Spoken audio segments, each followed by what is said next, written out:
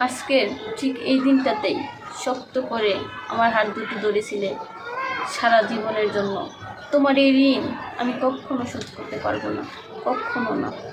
কারণ তুমি যদি আমার এই বিপদের দিনে আমার পাশে না থাকতে, তাহলে হয়তো আমার জীবনটা আজকে এত সুন্দর হতো না, এতটা পরিপূর্ণতা পাইতো না।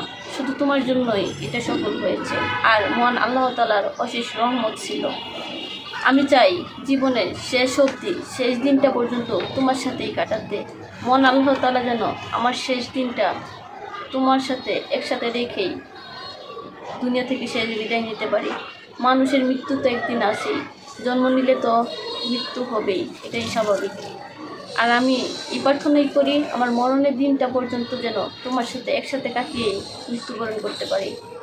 আর আমি অনেক অনেক অনেক অনেক লাকি যে তোমার মতো একটা হাজব্যান্ড পেয়েছি আমার লাইফে।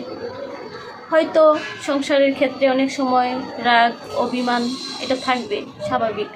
সব ফ্যামিলিতেই এরকমটা হয়, এমন কোনো ফ্যামিলি নেই যাদের মধ্যে রাগ অভিমান হয় না। রাগ অভিমান, ভালোবাসা, সুখ দুঃখ সব কিছু নিয়েই একটা সংসার।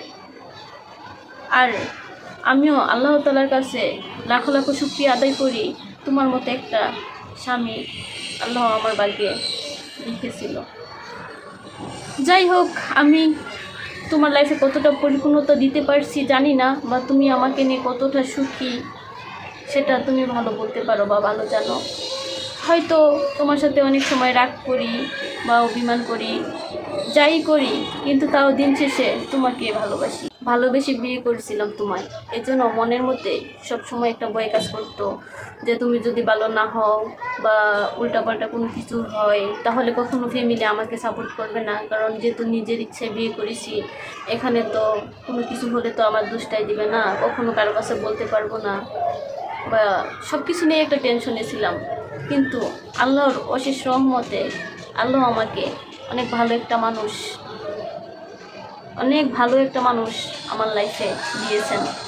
আর আমার সব থেকে ভালো লাগে এখন যে আমার ফ্যামিলি আমার থেকে বেশি ভালোবাসে তোমাকে। আমাকে না যতটা সাপোর্ট করে, তার চেয়ে 2 গুণ বেশি সাপোর্ট করে তোমাকে। কখনো মানে যে কোনো ক্ষেত্রে মানুষের মধ্যে ভুল ত্রুটি হয়, কখনো তুমি যে আমার সাথে খারাপ কিছু করতে পারবা ওইটা বিশ্বাস করে না, বরং আমাকে উল্টা কথা শোনায় যে আমি তোমার কথা শুনি না। কখনো তোমাকে দোষারোপ করে কোনো কিছু বলে না। এটা তোমার কাছে যতটা না ভালো লাগে, তার চেয়ে অনেক বেশি ভালো লাগে আমার কাছে। কারণ আমি একজন সঠিক মানুষকে লাইফ পার্টনার হিসেবে চুজ করেছি। এটা মনে হয় আমার অনেক বড় একটা ভাগ্য নিয়ে মনে হয় পৃথিবীতে আসছিলাম। এর জন্য তোমার মতো একটা মানুষের সাথে আমার পরিচয় হয়েছে। কি বলবো, এটা বাসায় বলার মতো, বাসায় বলেও আমি প্রকাশ করতে পারবো না যে আমি নিজেকে কতটা লাকি মনে করি, বা তোমাকে নিয়ে মানুষের কাছে যতটা গর্ব করি। জানি অনেক কষ্ট করো তুমি আমাদের জন্য, আমার ফ্যামিলির জন্য, আমার ছেলের জন্য, আমাদের সংসারের জন্য দিনরাত পরিশ্রম করে কাজ করো আমাদের এই ছোট্ট সংসারটার জন্য। জানি তোমাকে দিনরাত অনেক পরিশ্রম করতে হয়, অনেক কষ্ট করতে হয়। সকালে ঘুম থেকে উঠে কাজে যাও, কখন রাত 11টা 12টাও বাজে কাজে থেকে আসতে, সত্যি খুব কষ্ট লাগে।